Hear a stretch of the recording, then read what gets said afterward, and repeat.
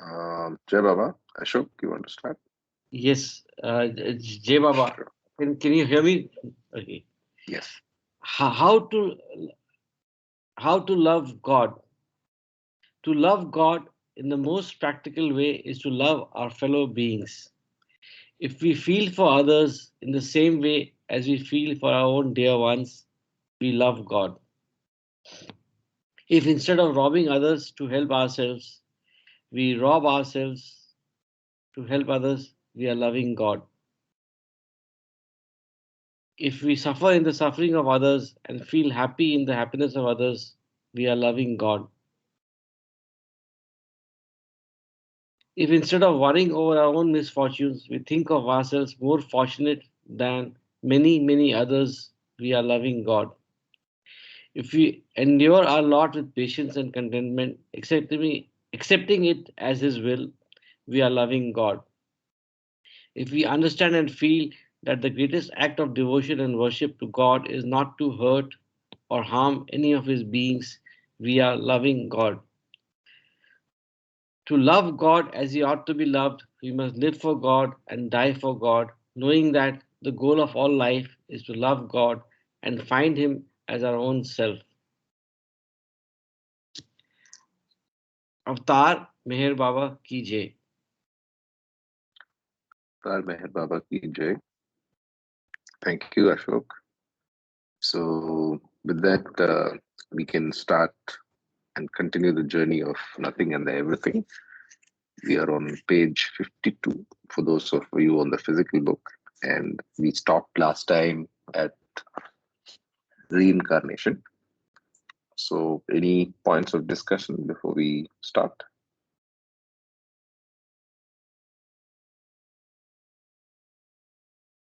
Any feedback? Okay, so let's get started. Feel free to stop me along the way. Avatar Meher Baba ki Jai. Reincarnation. When the human form drops, dies, and the Jivatma snaps its connection with the body, the subtle body and the mental body remain connected with the Jivatma after death. However, the human Jivatma, being gross conscious at this stage, totally unaware of the subtle and mental bodies, for all his concentration is fixed on the gross sanskaras, natural and unnatural, gathered during the past life. These sanskaras are stored in the mind and usually are either predominantly good and happy or predominantly bad and miserable. Before the Jivatma takes or assumes another human form to be born again, in order to spend these gathered sanskaras, the opposite sanskaras must be brought into balance. When the opposite experiences are equalized, the good and bad samskaras balance perfectly, the Jivatma is liberated forever. He attains mukti, free from ever being born or dying again. But liberation is rare because before the sanskaras are almost balanced or have reached a point of equilibrium, the movement of illusion always propels the Jivatma to take another human form, and this momentum goes on and on. Thus, during reincarnation, only an approximate balance is ever achieved between the opposite types of sanskaras. The disproportionate good or bad, natural or unnatural, gross sanskaras are brought into an approximate balance through the experience of heaven or hell. When any human being drops the physical body, this Jivatma is stationed in the astral world from 40 to 72 hours before entering the heaven or hell state. This is the reason why a person who has just died maintains connection with the physical environment where he or she lived, even if the body is cremated. After this time period, the disembodied Jivatma enters the subtle state of heaven or hell. and begins to balance out its good or bad sanskaras.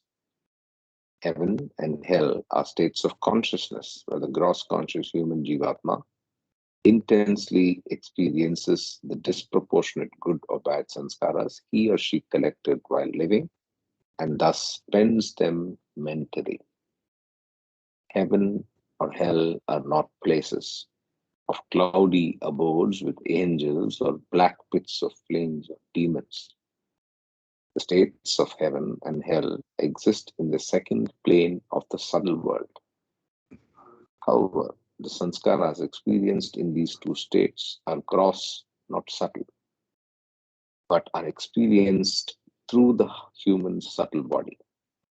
The states of heaven and hell exist so that the individual can experience deeply the effects of the sanskaras collected if the good and the bad sanskaras Mm. almost balance one another at the time of death. Then immediately there is birth in another human body, meaning that person skips the heaven or hell experience. These people, those people closely connected with the avatar or a Sadguru, do not enter heaven or hell, even though they are gross conscious and not on the planes, they take birth almost immediately. A balancing of good and bad sanskaras is a deep effect of a Sadguru's work with an individual, and it is most difficult. When equilibrium finally is affected, all sanskaras are thereby annihilated. I stop here to make one point. I hope all of us remember the word that is used in discourses. Uh, is it vivification? Is it vivification of the experiences when it is replayed in the heaven or hell state? If anybody remembers, they can confirm. And I think it's the vivified experiences that are seen in a short span of time, which is the experience of the heaven or hell state. Kama, Yes, I think you're right. Vivification is the right word. And it's interesting to know that it is happening quickly uh, in terms of relative space time. time. Yeah, Yeah, so that's interesting point out here. Shiva. sure, thanks. If the human being's good and natural sanskaras predominate over his bad and unnatural sanskaras accumulated from the life just lived, then the consciousness of the soul experiences the happy state of heaven. However, if one's bad and unnatural sanskaras outweigh the good and natural ones, the consciousness experiences the terrible state of hell. In heaven, only good sanskaras are disposed of, not the bad and the unnatural. In hell, only bad sanskaras are spent, not the good and natural, and the consciousness experiences terrible suffering in a state of anguish and frustration. In heaven, if one longs for candy, one receives delicious chocolates, but in hell, one would get excrement. If one longs for good food, one would have a feast in heaven, but in hell, one would get garbage. If the human's consciousness is overloaded with either good or bad sanskaras connected from his past life, he spends them by reviewing the new sanskaras subjectively during the experience of the mental states of either heaven or hell after death in his subtle body. At the moment the sanskaras are reaching a near perfect balance between good and bad, natural and unnatural, the Jivatma is propelled by the momentum of illusion to take another birth in human form. In this way, the Jivatma is born every time with slightly unbalanced sanskaras. This means that the man or woman is usually a little more good than bad or more bad than good, but no human being is reborn who is all good or all bad. The sanskaras are slightly good. The jivatma is born in happy and natural circumstances in the gross world. But if slightly bad, it is born in miserable and unnatural circumstances. All human characteristics, attributes, and personality are due to the balance between these good and natural, or bad and unnatural sanskaras. Intelligence, honesty, nobility, humor, health, kindness, beauty, pity, generosity, and so forth. Due to the overwhelming momentum of illusion, it is almost impossible to obtain a perfect balance of sanskaras. Nevertheless, such a perfect balance is naturally affected or automatically affected after the Jivatma is reborn and dies 84 lakh times in human form. After experiencing so many millions of reincarnations, all the good and evil and the natural and unnatural, all gross sanskaras are completely wiped out of the mind.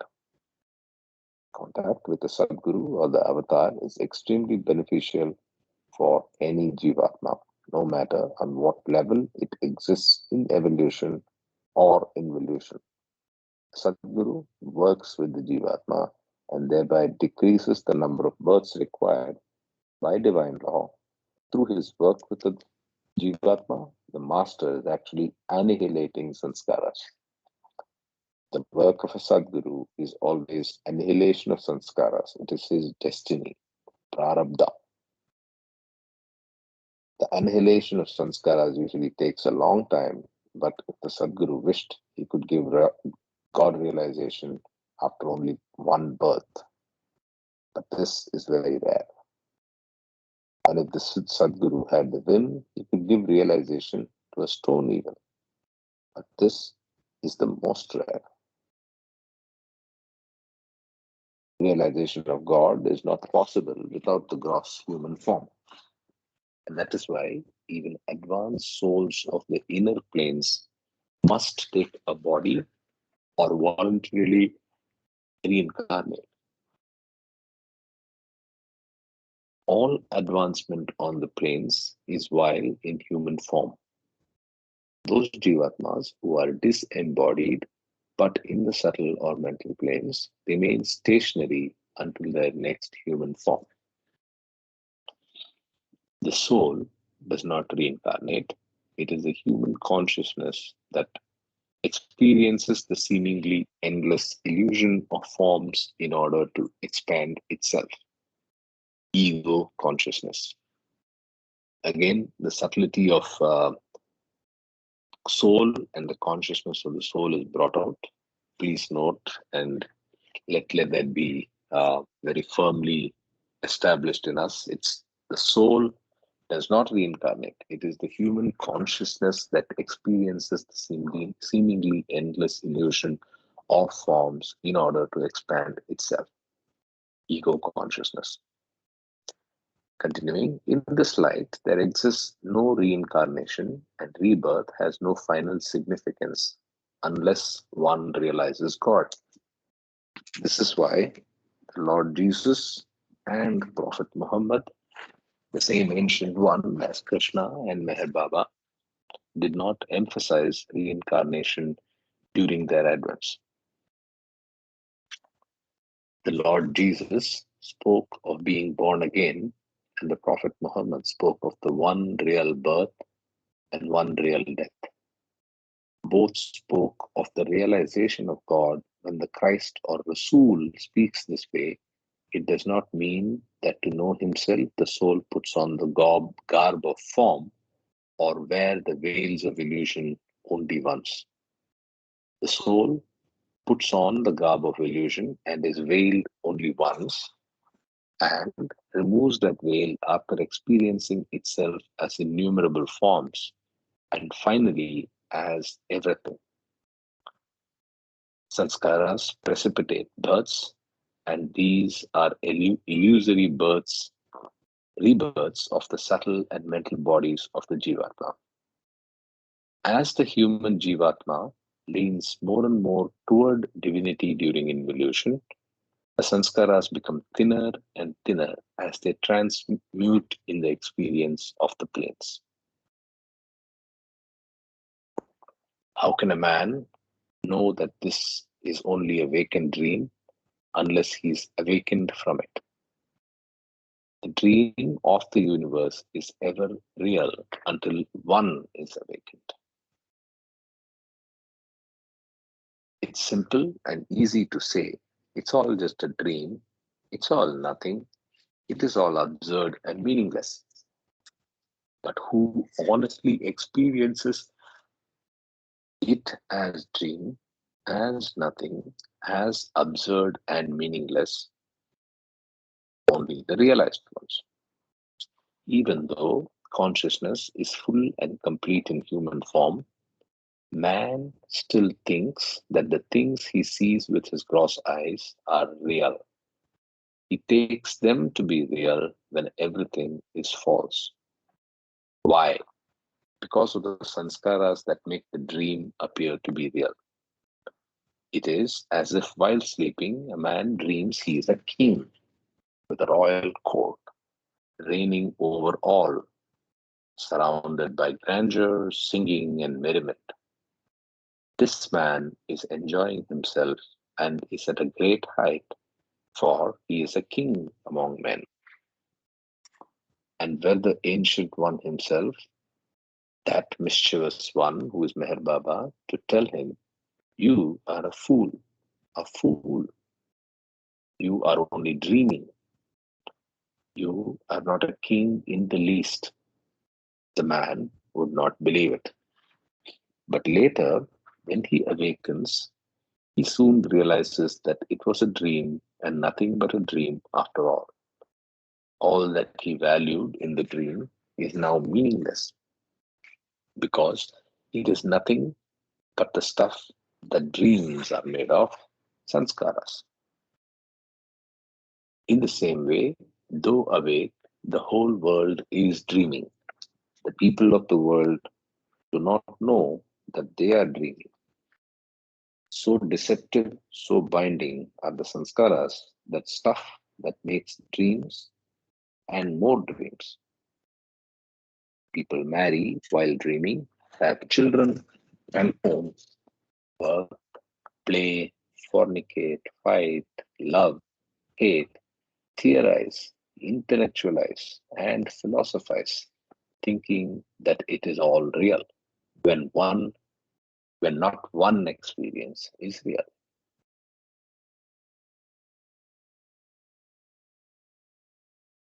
Loses everything that he worked and fought for so hard, including his identity, and experiences heaven or hell, but returns again into another man or woman form with a new identity, having forgotten the past. So everything and everyone goes on and on. New families, new affairs, different values, deaths, and births are as insubstantial as waking and sleeping. The human consciousness changes, not the species, and sometimes experiences itself in the form of a man and sometimes as a woman, healthy and sick, sometimes rich, sometimes poor, intelligent and stupid, ugly and beautiful, sane and insane, black and white, and so forth. 8, 8 lakh, 8,400,000 rounds. It is the human consciousness that experiences the diversity of living in one country and then in another with different beliefs and customs for ages and ages and after recorded history. The diverse human experiences are tremendous as the sanskaric patterns differ with each individual. In this sense, the uniqueness makes it an adventure. But the goal is to become awakened And to achieve that state, the Jivatma finally realizes, after countless cycles of births and deaths, itself is not outer consciousness, but what one sees has no reality. The inevitable must occur. The consciousness looks within and begins the inner journey, and the Jivatma again dreams. But this time, the dream is divine. When the Jivatma begins the inner journeys, it means he dreams the divine dream of becoming God. I will become God. I will know him and thereby become him. Thus thought the mischievous child when he first looked within himself.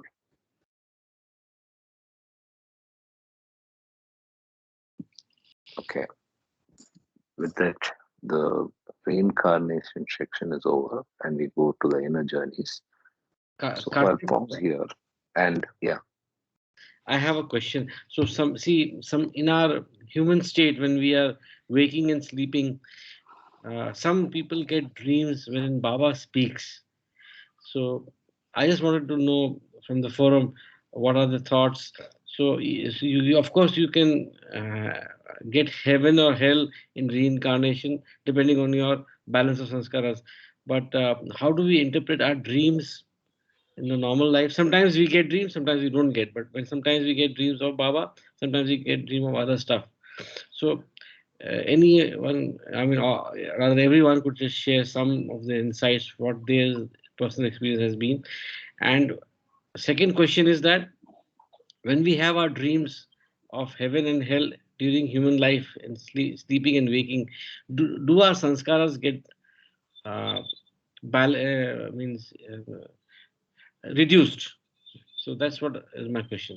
Do our sanskaras get reduced even in a living state and when we are sleeping, dreaming, and having sound sleep? Good question, Ashok. See what happens. There are three states, right? One is awake. When you're awake, all your sanskaras are active. So you're conscious of what is happening around you because you're getting the information through five senses. So your sanskaras are active. You are getting the information of the world, of the present, and you're processing. That's what happens during the. Now, when you are in deep sleep, nothing is happening. No awareness, no consciousness. You are dead, right? Almost dead. So that means your sanskaras are all resting. No sanskaras are active. So your mind is not active. When your mind is not active, when you are in deep sleep, you are one with the God. You experience the state of God. Now, what happens? There are two times that you experience dreams. One from awake state to dream state. On the way, in between, you experience dreams. And also, when you are in deep sleep, like 2 o'clock, 3 o'clock, you're in deep sleep. And morning, 6 o'clock, 7 o'clock, when the sun is out, you are waking up. And from when you're transiting from deep sleep to awake state, some sanskaras are getting activated. Not at one time, all the sanskaras become active. Slowly, one by one, or whatever, some groups of sanskaras get active. So the dream is nothing but some sanskaras get activated during the process of waking up or going into the sleep. And when you wake up, that is what you remember. Every day you dream. Every day everyone dreams. But only thing is, do you remember those dreams? That is the question. Sometimes if something odd is happening in the dream, then you remember. Otherwise, if it's a regular pieces of puzzle getting together, you don't remember or you don't care for them. So the dreams are nothing but some sanskaras getting activated, and sometimes it become a story, and you remember. Uh, I think that is what the dreams are. I hope I answered Yeah, your. good Yeah. answer. Actually, why I'm referring is that while I was reading Listen Humanity, I think it's, yeah, it is page 120 in the hard book. They've given a very good description of this. So that's what I sort of remembered. Uh, Yeah. And your second Very question is, I nice. don't think anything will be spent during the dream state. I don't know. Yeah, I did not read anywhere about spending or acquiring uh, sanskaras during the dream state. Yeah. Jai Baba. Then we have I think these three states. The waking state where the sanskaras are being added or reduced. Will there is a active process of samskara acting on you and then creating new samskaras or reducing some samskara. That process happens while you are in the waking state. But does this happen in the dream state also? Is a question. Or is it only a say mirror image or a disjointed play of these sanskaras experienced earlier or things like that? It doesn't add up or reduce in the dream state. That question I am not clear about it. But when we experience the hell or heaven state, there is a balancing out of these sanskaras. So the experiences in the hell or heaven state tries to almost balance to the nil the sum total of the samskaras experienced in the life before. That's how I understand. So one particular baggage is cleared almost, and then we take up another baggage and then go ahead for another life. But do we add or reduce sanskaras in the dream state is not clear to me. Jai Baba. okay, it's mentioned on in the chapter the cycle of sleep and waking in Listen Humanity, page 119, 120, and 121. Uh, if it's okay, we can read it later or towards the end. Or Karthik, what do you suggest? this is the dream, is it? This is the description of the dream. Yes, it is. Okay. So What before that, dreams? can we just get a comment from Kama on the question on sanskaras in the dream state? Hmm. Yeah, Jai Baba. I think that this question about dreams is quite well explained in discourses. I think in one of the chapters on value of occult experiences on page number 180. So before reading, I would say, let me give you my understanding. There are different kinds of dreams, as Ravi was talking about. There are three states for a human being: the waking state, 16 hours, the 8 hours of sleep state has two substates. One is the sound sleep state, and one is the sleeping dream state. I know some people who don't have dreams. They just go to sleep and they wake up. But most people have dreams, and it's explained in discourses that certain sanskaras which are not being able to be spent in the waking state will have this opportunity, especially when you're sleeping, because the dreams are happening through the subtle body. So that is one aspect where dreams happen to take care of some aspect of sanskaras which can't be uh, spent during the waking state. That is one. Number two is there are different degrees of dreams. You are talking about dreaming about Baba. So, yes, those are indicators, those are kind of reinforcement in the spiritual journey. If Baba comes in your dream, good enough. But it also has to be very contextual. Baba has explained very clearly in discourses how to recognize which dreams are significant and which are insignificant. That is very important. Coming back to the heaven and hell state, you have to be very careful about the terminology. As per reincarnation and karma, the heaven and hell state are explained after the human body is dropped. When you are in the astral world, using your astral body, and as Karthik said, the vivification of your experience of your life in your human birth, in the last human birth.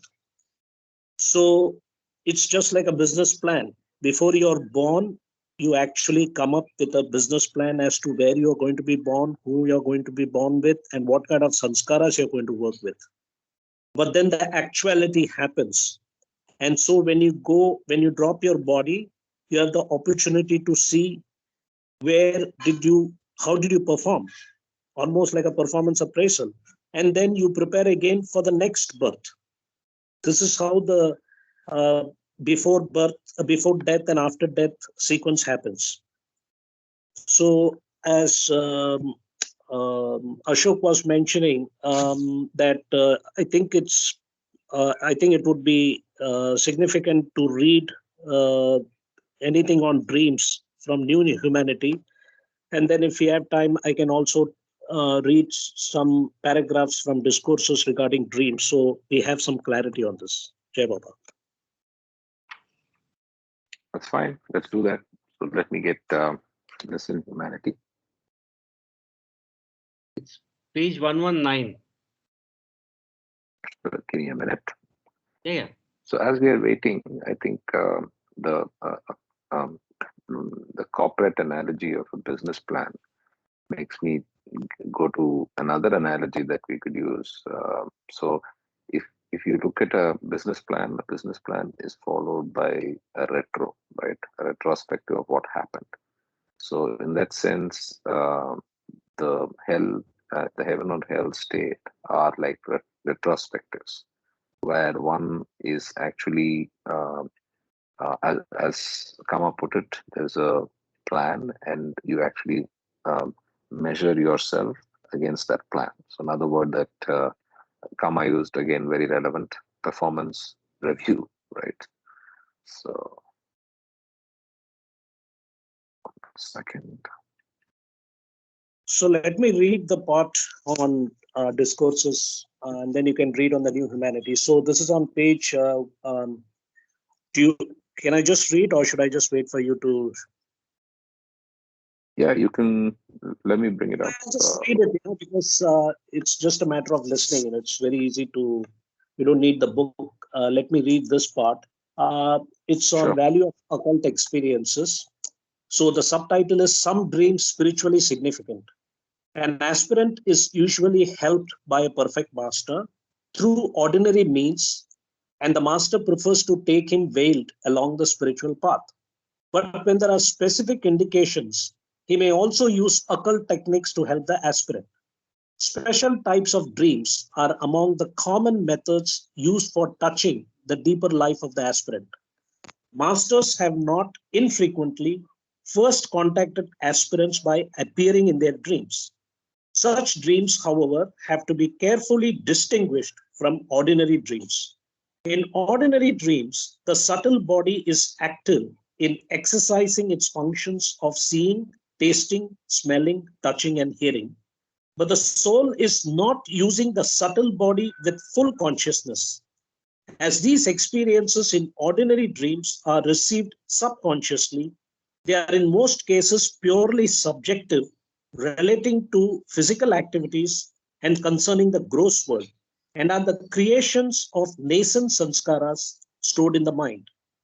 In some cases, however, a dream that is indistinguishable from ordinary dreams may be the reflection in the subconscious of some objective experience of the subtle body and not merely a product of fancy. Subtitle Rare Types of Dreams. Most dreams are purely subjective and subconscious experiences of the subtle body. They have no special spiritual significance except they can be occasions for forging new sanskaras or spending up old ones, and that occasionally they shed light upon the hidden complexes and unfaced problems of one's personality. Such dreams can never include something that is not in some way a part of the past experience of the person.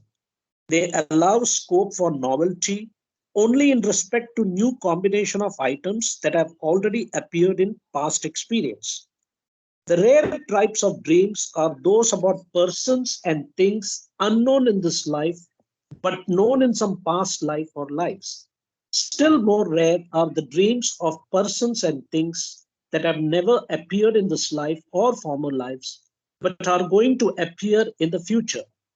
Ordinary dreams are thus utterly different from dreams that have occult experience. So I'll stop there, and there's another section about dreams. So I'll wait for you to finish the new humanity, and then I'll find that other chapter. Thank you. Jai Baba. Sounds good.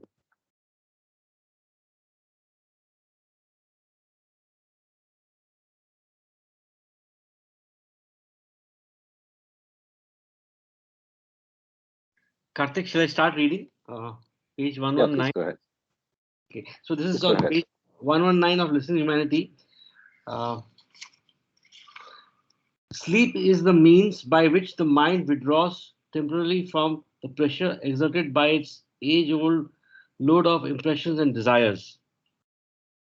Through sleep, the mind refreshes itself temporarily for further participation in the game of becoming self conscious.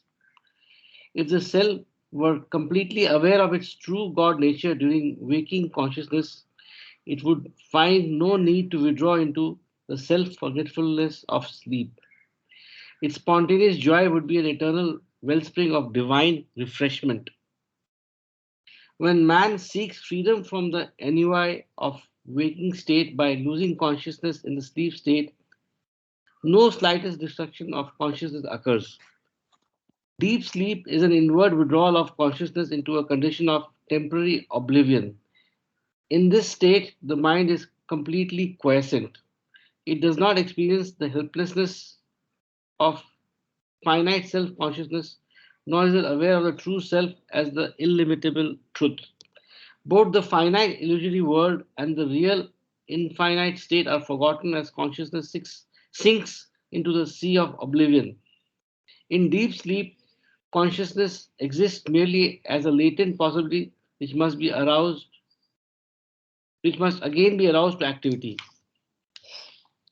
Sleep stands in the same relationship to the consciousness as death does to life. Death is not the annihilation of life, but is transference to another state of being. So, of course, here again we can refer to the supplement 19 of real death, real birth. In the same way, sleep is not the annihilation of consciousness, but is withdrawn into a state of abeyance, whether latent as unconsciousness or manifested as consciousness. Consciousness is always there. The matter may be summarized as follows. After going to sleep, when man ordinarily enters the ordinary dream state, he has no consciousness of the body. The link with the physical body remains intact. Pain and pleasure are experienced for a short time. The man wakes up in the same physical body. So here, this term or this sentence, pain and pleasure are experienced for a short time. So there can be some rebalancing of sanskaras, would be one interpretation. Now, after physical death, man also enters a dream state and he has no consciousness of the body. The link with that particular physical body is snapped for good. Because the link with the gross no longer exists, he experiences pain or pleasure, the states of heaven, hell or heaven, far more intensely, whether for a long or short period. He wakes up in the gross in another physical body. The passage from sleep to wakefulness consists in the passage from A, unconsciousness, to B, subconsciousness, and finally to C, full consciousness. Normally, for the ordinary man, these consist of A, sound sleep is equal to unconsciousness, B, dreams is equal to subconsciousness of duality, C, roused from sleep is equal to full consciousness of duality. When a man almost loses consciousness, as in high fever, he is subconscious, as in the dream state, but he is rendered unconscious through drugs such as chloroform. He is unconscious, as in the sound sleep state. Unconsciousness always involves temporary return to the original. beyond state of God, regardless of the cause, whether it be sound sleep, drugs, or physical accident. Jai Baba. I think that throws some light. So there is a possibility of balancing of for a short period of heaven or hell state even in dreams. Jai Baba. I hope that helps. Jai Baba. Very helpful. Thank you. Kamal? Jay Baba, actually, I was trying to look at, but I'll read a couple of things that it talks about the perfect master, how he uses dreams.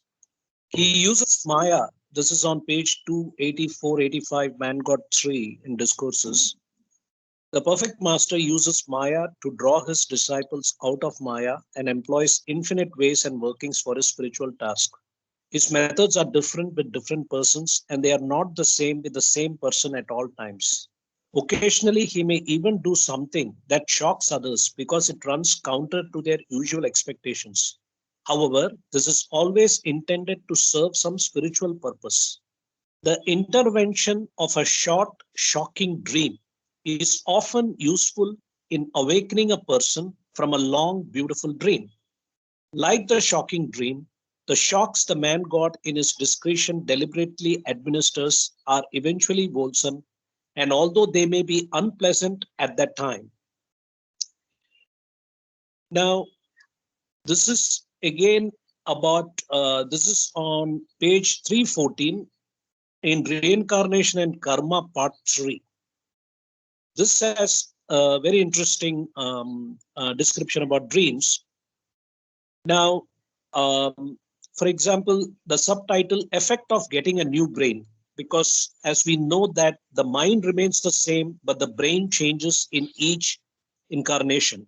Every time the soul takes a new human body, there's a new brain, but the mental body with its sanskaras is basically transferred from one brain to the other. Those who have direct access to the truth of reincarnation are even fewer than those who have direct access to the truth of the immortality of the individual soul. The memories of all past lives are stored and preserved in the mental body of the individual soul, but they are not accessible to the consciousness of ordinary persons because a veil is drawn over them. When the soul changes its physical body, it gets a new brain, and its normal waking consciousness functions in close association with the brain processes. Under ordinary circumstances, only the memories of the present life can appear in consciousness because the new brain acts as a hindrance to the release of the memories of those experiences that had been gathered through the medium of other brains in past lives.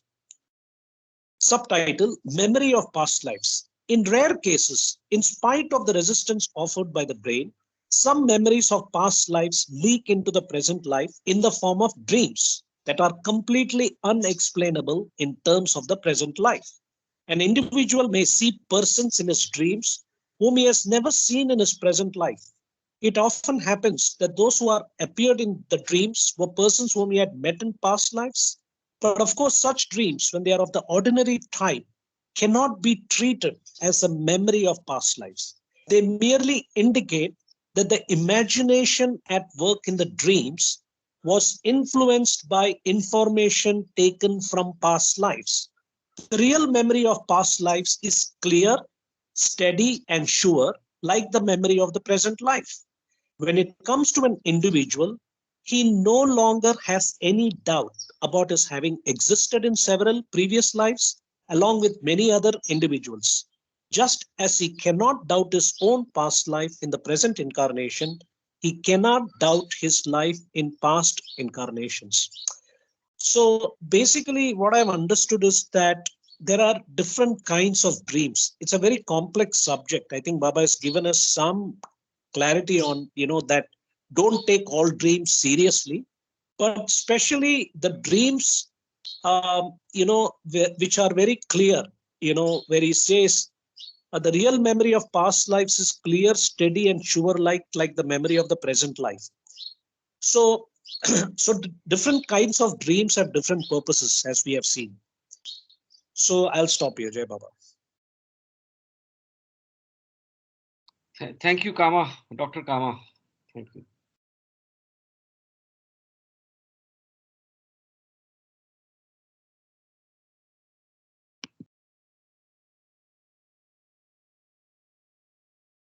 Okay, so we can continue with the next section.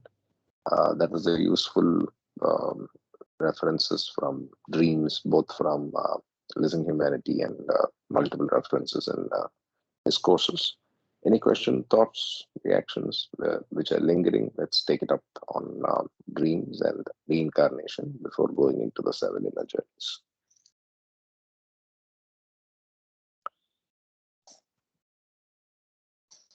Okay, so let's start with the seven inner journeys, the divine dream. It is a spiritual fact that man is a microcosm, that the mental world with its two planes of thought and feeling, the subtle world with its four planes of power, energy, the numberless universes of suns, stars, and moons, and infinite knowledge, infinite power, and infinite bliss are all within the human form. But because human beings are dreaming day and night, we have no idea of this. And due to our own ignorance, we have limited ourselves. Evolution is solely an individual concern. It is for the man who understands after millions of rebirths that it is a fact that man is not outer consciousness and his reality, the soul, is within him. Once this knowledge, gnosis, dawns, it is natural that the consciousness begins to look within, and this looking itself commences the inner journey. The consciousness of the Jivatma naturally reverses. Instead of looking outward, it looks within itself to discover the reality of the subtle and the mental worlds. While gross conscious, the individual dreamed an illusory dream, but during involution, the Jivatma dreams the divine dream. This dream is real because it is the realizing of God. The individual is actually realizing himself to be God. The embodied soul, the Jivatma, in order to know itself as God, must make seven inner journeys, adventures, wherein its consciousness passes through and experiences fully the subtle and mental worlds. During involution, each plane is the Jivatma's adventure as it experiences the subtle world and its planes through the subtle body with subtle consciousness, and the mental world and its planes through the mental body with mental consciousness. Human beings on the inner planes are referred to as pilgrims of the path. Pilgrims in all stages of progress of the inner journeys retain their gross bodies. They are incarnate on earth. While they perform gross actions in the gross world, they are unconscious of these gross aspects as they are only conscious of the subtle or the mental worlds in which they live.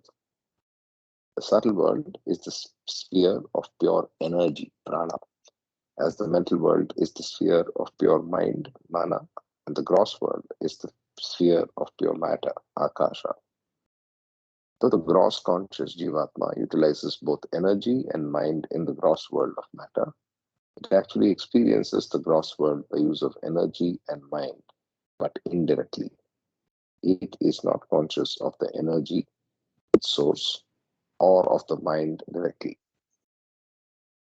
In the subtle world, the Jivatma is fully conscious of energy, pure infinite energy, and can utilize this prana directly and to the fullest as power because it is then subtly conscious.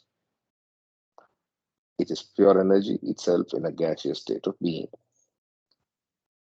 In the mental world, the Jivatma is fully conscious of mind and makes use of the mind directly as thought or feeling, being now mentally conscious or pure mind. It is the mind itself, mana, in a state of light or fire. There exist three planes of consciousness in the subtle world of infinite energy. The first, second, and third are planes of power. The fourth plane lies between the subtle and mental worlds and is named the threshold of eternal knowledge, or the threshold of self-knowledge. In Persian, it is Astan-e-Janan, the threshold of the beloved. The subtle world in Sanskrit is called Suryaloka, the world of the sun of splendor. The fifth and sixth planes are of the mental world, the fifth being the plane of thought, and the sixth of feeling. The thought and feeling of the mental experience is infinite. In Sanskrit, the fifth plane is named Shivaloka, the abode of Shiva, and the sixth plane is called Brahmaloka, the abode of Brahma, or the world of God. The seventh plane is the only plane of reality, and in Sanskrit, it is named Vijnana Bhumika, meaning the plane of knowledge infinite, where the soul becomes knowledge itself and realizes the knower and the known are one. Vijnan is the plane of God consciousness. He who attains and uses that infinite knowledge is infinite intelligence itself. Apar Vidya in Hindi. These are the seven inner planes that every Jivatma must journey through to realize God. Upon entering the seventh plane of Vijnan, one knows and becomes God. The soul, no longer conscious of illusion, knows itself to be Paramatma, the ocean, God, the Absolute, the infinite consciousness. The drop who embodies the ocean and helps other drops become the ocean is named the Sadguru, Master. In Persian, the Qutub, pivot center of the universe. The first drop who realized himself to be the ocean is called Adi Purusha, the supreme man, or Adi Shakti, the primal power. On the journey of the first soul, Adam, Shiva, there was no master to call upon for help to realize God. The first human being was alone at the moment of his realization and attained the realization of himself independently. The first man became God realized through his own efforts. He came down back into creation, illusion, on his own. At that moment, he became the first Sadguru and the first Avatar. Thereafter, the invaluable and exceptional divine help or grace of the Sadguru is essential for the succeeding pilgrims on the arduous spiritual path toward realizing the self. In actuality, the realization of God is absolutely impossible without the help or grace of a perfect one or perfect master. After the first human being became God, though one may speak of realization, nothing is more difficult than attaining the divine consciousness. Though realization is most rare, it must be achieved. Inevitably, every human passes through this travail of the path, which ultimately ends in Godhood, the real gift of grace. Okay. Pause again on the seven journeys A very of interesting topic. involution.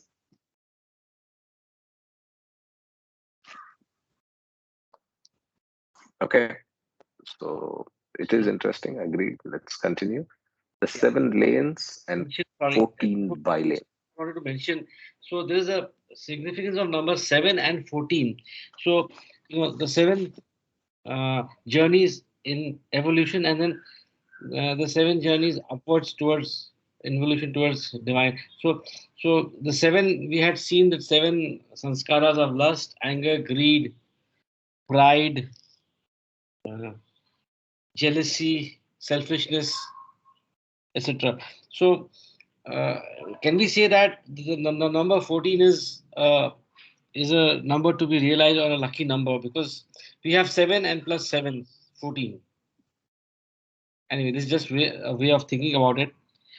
And the second thought which comes to my mind is that the perfect master, the first soul, Adi Purush, is the genesis or the beginning. Can we say the beginning of the beginning? Is that the right way of putting it? The genesis?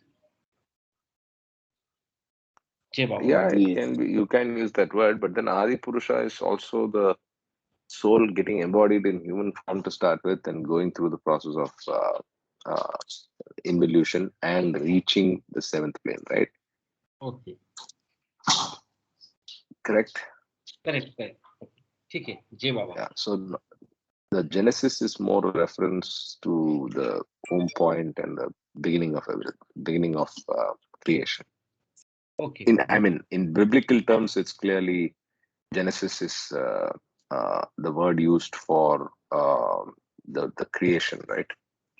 The beginning of creation, not just from a human form, because in biblical terms, it starts directly with the human form. But Baba is very clear. Genesis is, from gas and so on, from the home point. So it pervades all forms. Correct. Okay, perfect. Thank you, Jai Baba. Yeah. Okay. Okay. The 7 lanes and 14 by-lanes. There are 3 main types of pilgrims on the path. The intoxicated ones, in Persian, they are called musts. The sober ones, in Persian, they are called saliks. And those who strive on their own efforts, the yogis. The musts are the individuals absorbed in the ecstasy and bliss in the heavens of the plains. The saliks are the individuals stationed in the plains and guided by a Sadguru. The yogis go through the heavens to the plains and sometimes are guided by a Sadguru. These are the pilgrims of the inner path who are journeying to realize God through the subtle and mental planes and heavens. Each of the 7 planes has a heaven. Their Persian names are these: the heaven of the first subtle plane, Am Alm E Vaktya, the world of time. The heaven of the second subtle plane, Alm E Ruhani, the world of enlightenment. The heaven of the third subtle plane, Alm E Kudasi, the world of angels or the pure world. The heaven of the half subtle and half mental fourth plane is called Alm E Mahfuz, the protected or secured world. The heaven of the fifth mental plane is called Alm E Isra, the world of mysteries or the world of secrets. The heaven of the sixth mental plane is Janani, the world of the divine beloved. The heaven of the seventh plane is As-e Maula, the seat of God or the throne of God. 7 lanes and 14 by-lanes. If the 7 planes and 7 heavens make up the inner path, the 7 lanes are in between the planes and the 14 by-lanes are through the heavens of each of the 7 planes. Heaven is to obtain as a city. Yeah. I just want to go back. I remember you read before. Baba mentioned, it was mentioned the 5th plane is Shivaloka, and sixth plane is called Brahmaloka. But Shiva, we pray as a god, right? As the avatar, as Baba said in the Adam. Shiva is an avatar himself. Why did and we believe that Shiva lives in Shivalok. So that's kind of little confusing.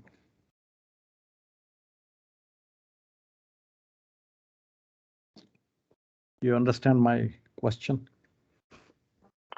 I'm not sure No. I do. Maybe If anybody else can react to it, that will be helpful. Shiva is a god. We pray. Everybody prays Correct? Shiva as a god, and Shivalok means Shiva lives there.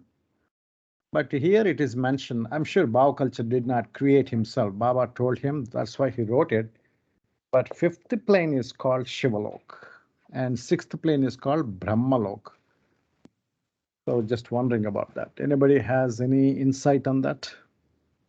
So, Ravi, just to answer, so it's Brahma, Vishnu, Mahesh, the preserver, creator, and destroyer. So there are three attributes which are generally associated with the universal force. So Shiva is one uh, attribute. So it's Brahma, Vishnu, Mahesh. If there's a in our Hindi mythology, you could relate it to that. But Shiva Loka or Brahma Loka, or and the seventh plane is known as they're all God's world. But you realize yourself as God only in the seventh plane. So you get the realization or God realization only in the seventh plane. Is what I could understand, but Yeah. others can. Fifth plane and sixth plane are still in the world of duality, still Yes. under the influence of Maya. So you require three things: the sorry, the creator, preserver, and destroyer.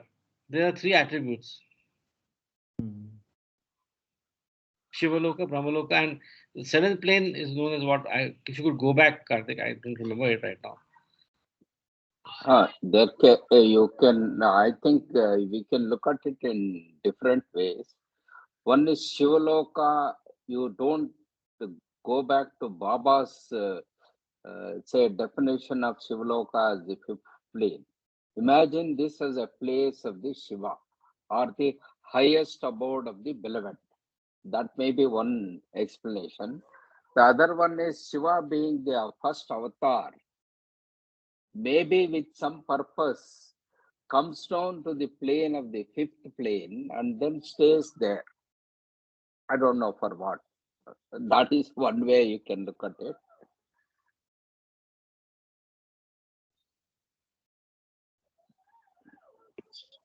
Baba, Sure. my understanding, Yeah. if you look at the definition of Adam in God Speaks, he clearly says that, let me try to get that reference here. The second thing is that all these different worlds, Shivaloka, Brahmaloka, all these are just part of the imagination. Yes. Just like you have the subtle worlds and the mental worlds, and you have so many different planes. So I think it depends on which reference we are using. But since we are focused more on Baba's God Speaks and discourses, we have to try to center our approach on that. Of course, we use these references to understand what these other terms are meant. So, for example, the word Adam in the glossary, page 282, says the first soul who completed the cycle of evolution from stone to man and involution from man back to God. Traditionally, the first man, also the first avatar. This is very clear from Beams, where it's explained clearly who is the avatar. Avatar is the first drop soul who became God realized without the help of a human perfect master. How did he get realized? That substate S2B, eternal avataric infinite consciousness, descended into him and made that first soul God realized and designated him as the avatar or chairman emeritus. Now, this here in this definition, Adam, it says the first avatar. And also, when you read about Dakshinamurti, who is another aspect of Shiva, is called Adi Guru, the first. Uh, you can call him the first avatar or the first master. So in that Dakshinamurti thing, Adi Guru, Adi Shiva, he Brahma's four sons had come to him and they sat quiet for 12 days. And then after 12 days, they all went away, God realized. And it was done in silence. For me personally, Meher Baba is almost like a manifestation of Dakshinamurti. So I think all these are the same, individuals and, in different aspects. Jai Baba.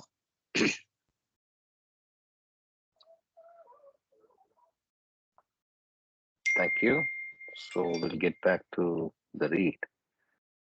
The roads and the lanes and the bylanes. A heaven is to a plane as a city to its central railway station.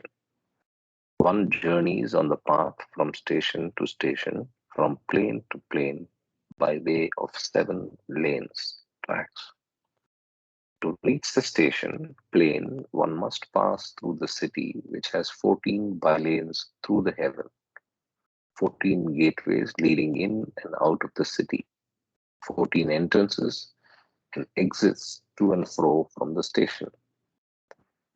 If one lingers in the city and becomes enchanted, lured by the heaven's multiple attractions, one cannot journey further, advance to the next plane. The perfect masters guide the wayfarer through the cities, the heavens, to the stations, the planes, ensuring that the wayfarer continues to progress toward the real goal of God realization. Those wayfarers or aspirants who attempt to go forward or ascend the planes without the direct help of a perfect master are inevitably trapped in the city by the enchanting diversions of the heavens of each subtle plane up to the fourth. Those enchanted are in a state of high wrath, and it is these intoxicated ones, the musts, who dwell absorbed in the heavens. But the pilgrim who remains sober, the Salik, who journeys into the inner realms with the help of a Sadguru, is not allowed to become enmeshed in the coils of the heavens. The Salik is taken out of the heaven through one of the 14 bylanes and brought directly to the next plane through a main lane. Up to the fourth plane, there exists many kadams, gums, and mukams along the inner path. A kadam is a step along the path in any subtle plane. A gum is a breathing space on the path in any subtle plane. A mukam is a place of rest on the path in any subtle plane. After so many kadams, steps, comes a gum, breathing space, and after so many gums comes a mukam on the way to the mental planes, safe from enchantment. In the 7 lanes in between the planes and in the 14 bylanes through the heavens, there are 49 mukams in each subtle plane, up to the fourth plane and fourth heaven. There are thousands of kadams. In each subtle plane and heaven up to the fourth, and there are several gums, breathing spaces between each subtle mukam, resting place.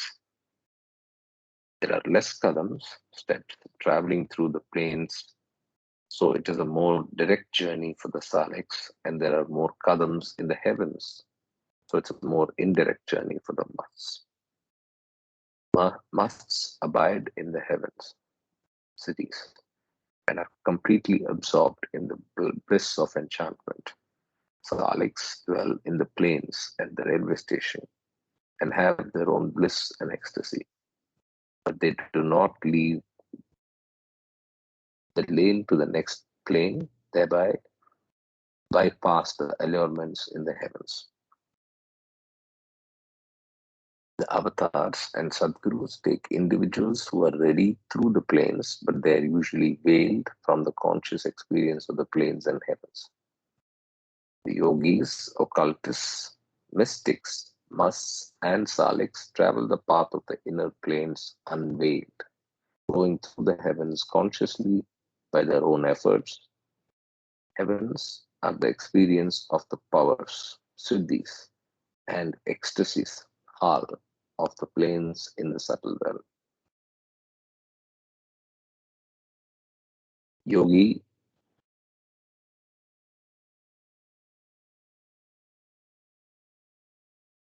A yogi on the first to the fourth plane does not experience different phenomena of the subtle world.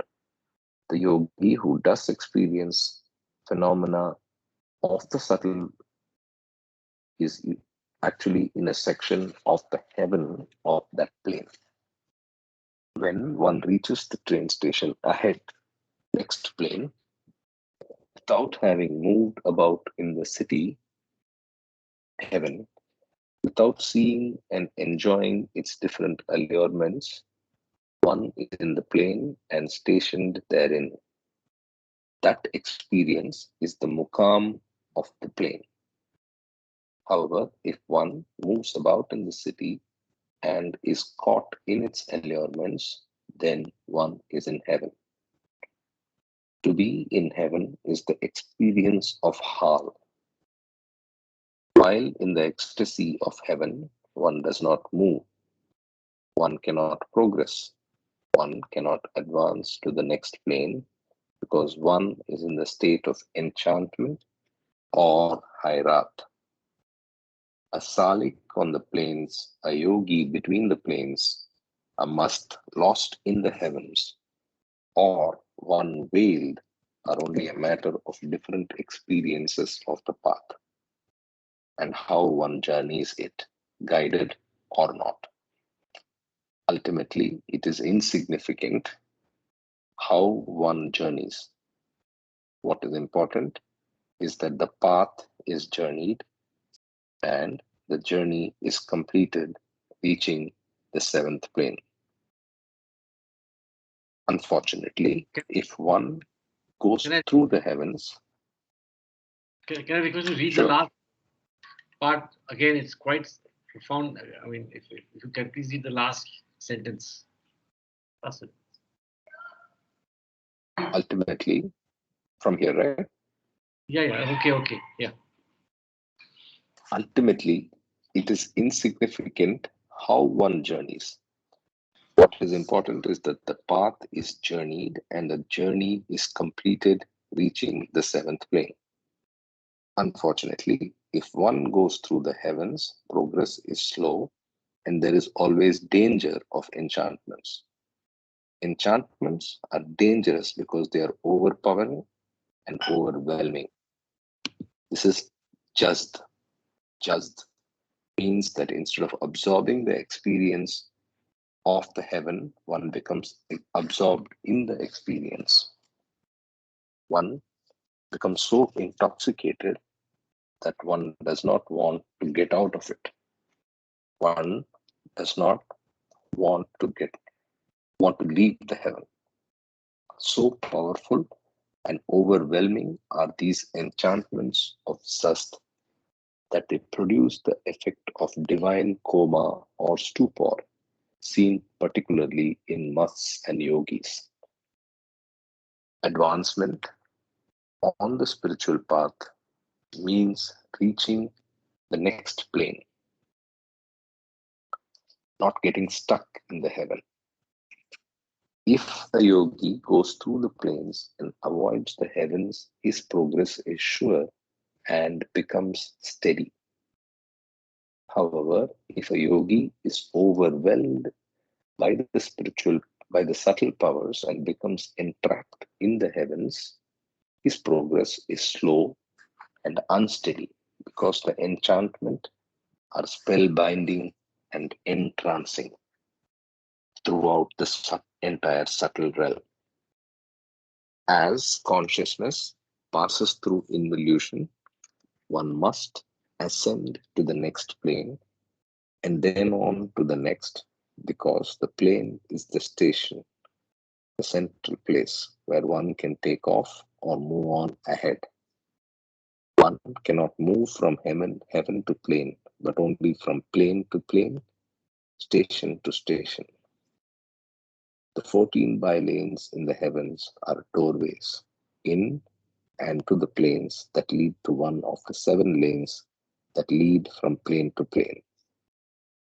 If one journeys direct from one station to the next station without moving here and there in the city, the heaven, one is safe. But if one moves about or takes on powers, it is inevitable that one will be dazed or enchanted.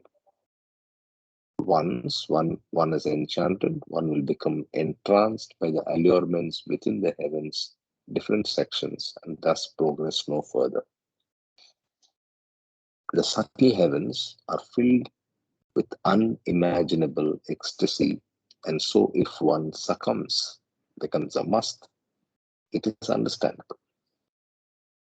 Those musts who lose themselves in the intoxication and bliss of the heavens do so out of love for God and are overwhelmed in their experience of becoming God.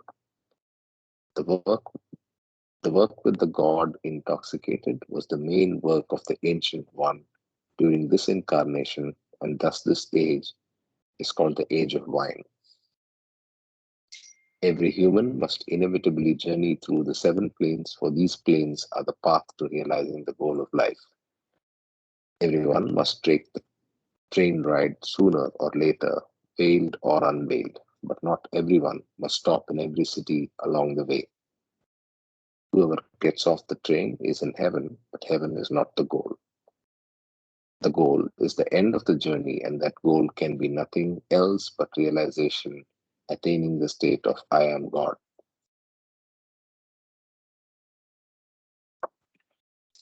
Okay, Yes, first plane. I Yeah, think go ahead. we, I think after reading all this, we should hope to be journeying veiled, direct. Speed and least risk. Yes. Yeah, Indeed. that's this. It's the first class experience of flying.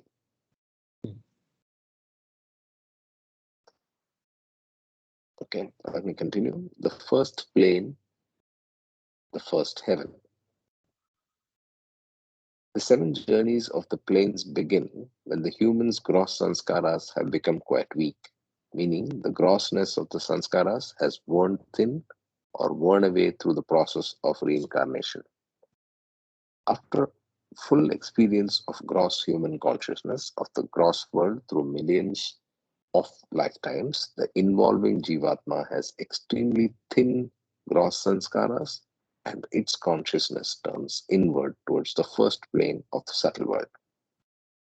The process of involution is natural through its seven stages and is as naturally effected as was the process of evolution through its seven stages.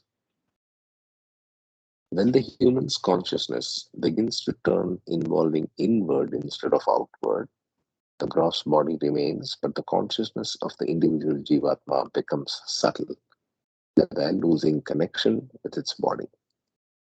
Subtle consciousness can be imagined as if the individual himself becomes gaseous, experiencing the 276 states of subtle gas. The Jivatma, who is becoming subtle conscious, experiences through its subtle body, their ears, eyes, and nose, the phenomena, entities, and powers of the subtle planes. The spiritual path herein begins. The first heaven, Al-Evaktya, is in the subtle world but has three sections or parts. The first two sections of this heaven are connected to the gross world, and the third section is actually the first plane of the subtle world. The first section of this heaven, Al-Mevaktya, is separate from the gross world but very near to it, like a tangent point. The first section is called the Sub-Saturn or the Astral plane. Here, the pilgrim experiences while awake that which an ordinary gross conscious human being experiences while dreaming in his deep sleep. The pilgrim has entered dreamland, where every experience is dream and everything is dream. Here, energy is in astral form, the shadow of prana. The pilgrim may be called chaya, shadow. The pilgrim, conscious of the subtle, sub-subtle level, actually just the first part of the first heaven, has no conscious experience of the gross world and no conscious experience of the higher planes. Such a sub-subtle pilgrim continues to use energy from the higher sub-subtle planes and mind from the mental world, as well as to use the physical body for gross actions of eating, drinking, walking, sleeping, and so forth. But he is only conscious of the sub-subtle.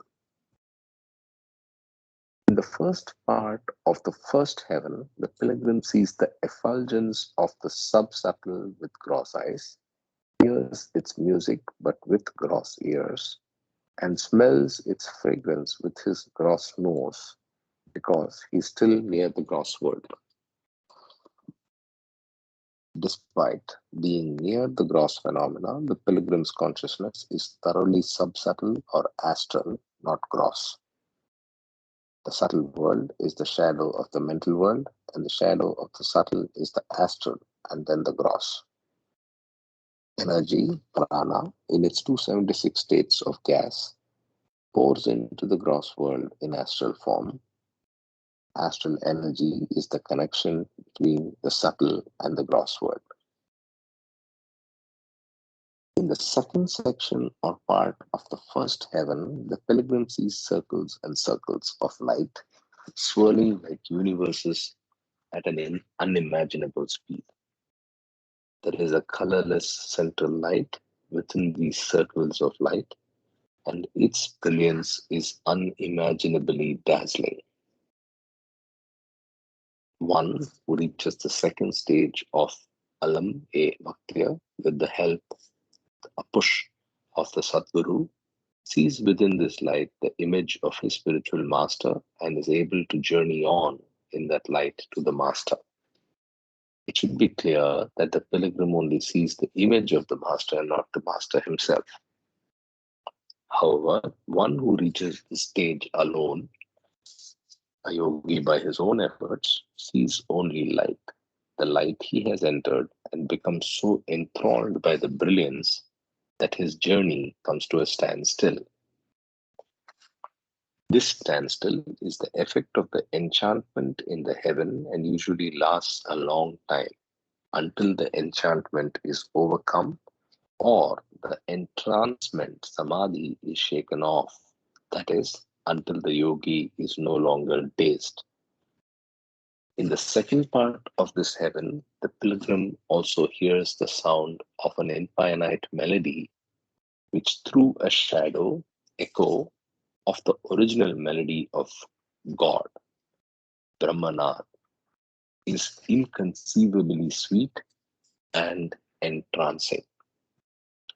The pilgrim is aware that this music is the sound of the angels, devas, but he cannot see them. Only after experiencing the first and second sections of the first heaven does the pilgrim enter into the actual subtle world and attain subtle consciousness. The third section of the first heaven is Almiye Bhaktya's real heaven, for in this heaven exists the first plane of the subtle world. The first and second sections of the first heaven are like a compound, a plaza with squares. Around the third heaven, the actual plane itself. Only after reaching the real heaven does the pilgrim experience the fullness of Alm-e-Vaktya, the world of time.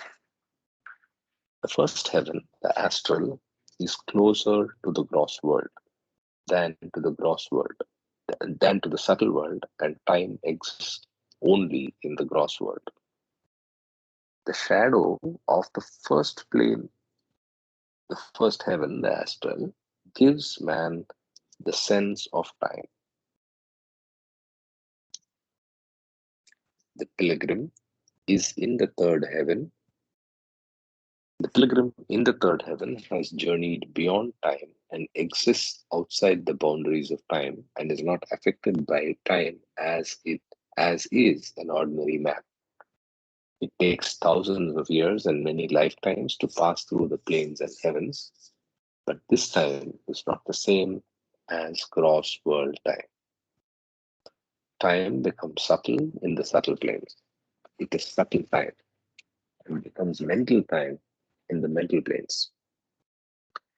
Being independent of time is one aspect of experiencing one's divinity, spanning time.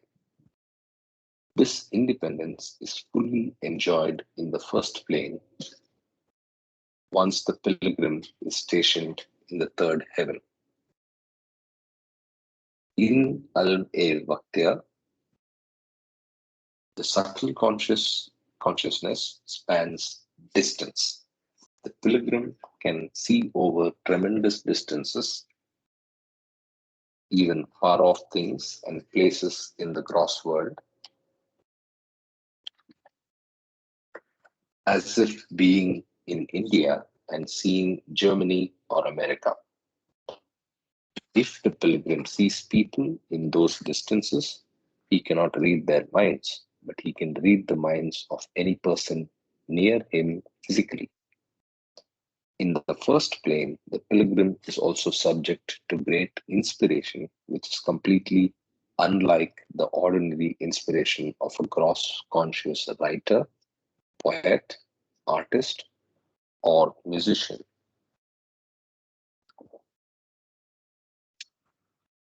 The real inspiration inspires the pilgrim to remain merged in the bliss of the light and to remain absorbed in the bliss of the music, which is most dazzling and enchanting in the first heaven. The subtle consciousness of the first plane is brilliant. Such a person dazes those near him with his brilliance, and the inspiration he feels falls on those near him. When one speaks of a subtle or mental conscious pilgrim seeing things and beings in the gross world, one should remember that subtle seeing or mental seeing from the plane of consciousness is much different than seeing with physical eyes. Physical eyes see the surface of things on a curve, whereas involving consciousness sees into or inside the person or object, and once inside reads the person. Although the subtle or mental plane human being is no longer linked to the gross world, he is able to see gross forms, though they all appear to him as shadows. The subtle conscious man sees gross forms as energies because he is energy itself, and everything is nothing but energy to him. The mental conscious man on the fifth plane also sees gross forms, but as thoughts, reflections of his thought, because the fifth plane man is thought itself, and everything is nothing but a thought to him. The sixth plane mental conscious man sees gross forms as reflections of his feelings because he is feeling itself, and everything is nothing but feelings to him. The subtle and mental conscious human beings are unattached to anything gross, unimpressed, and thus are unaffected by events in the world. So, the second plane, which is the second heaven, is a logical point from which we can start tomorrow. So, Yes. we stop here today. Any questions?